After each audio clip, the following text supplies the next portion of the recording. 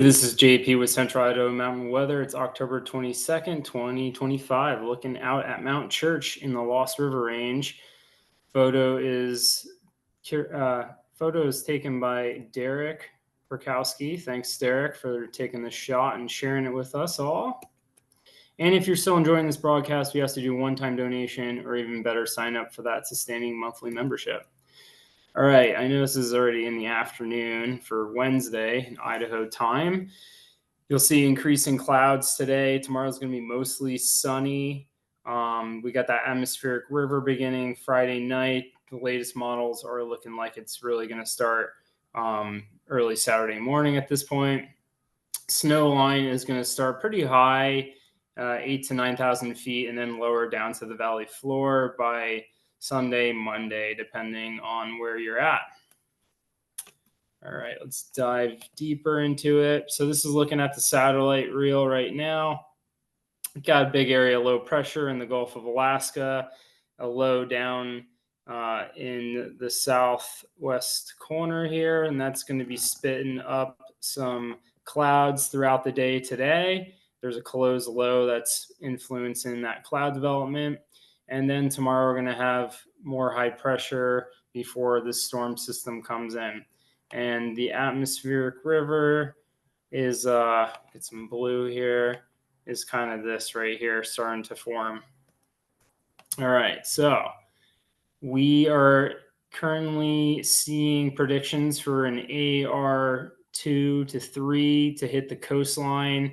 This is highlighting where it's strongest in Oregon, and it's also going to be strong up in BC. You can see it's barely making it into that AR3 category based on duration and magnitude. So it's probably going to be more in the AR2. So not as strong of a system, but still going to pump out a lot of moisture. This is looking at precipitable water on the GFS view here. You can see that narrow bands of moisture working its way into our area. I'm just going to kind of play through this. You can see, this narrow band here is going to hit the coast of British Columbia first and then work its way down as that center of the low pushes it down towards us more. And you can see this is where it's really magnified here, where it hits the coastline of Oregon. So with these atmospheric rivers, wherever they're hitting the coast really sets us up on how much snow or precip we're going to see in Idaho. So typically with this setup here, where it's hitting higher on the coastline in Oregon, that's going to hit the western and northern mountains more. So like the Lost Rivers aren't really going to get much of this. The southern hills in the Wood River Valley aren't going to really see as much snow.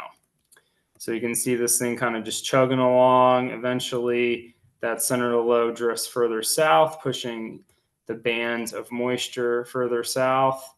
So by, see where this is. Yeah, so by Saturday, it's going to be way down far south, which is kind of the better lineup for South Valley. Looking at how much snow we're going to get.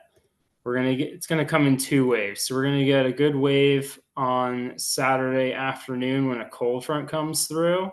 So by Sunday morning, we're going to see about a foot of snow in the Sawtooth. Everywhere else is looking like 3 to 6 inches in the Smoky and White Cloud areas. And the Boulders and Pioneers are probably looking like more to 3 to 5. And then I play this through for Monday morning, and you can see by Monday morning you'd see totals up to 20 inches in the high peaks of the Sawtooth areas.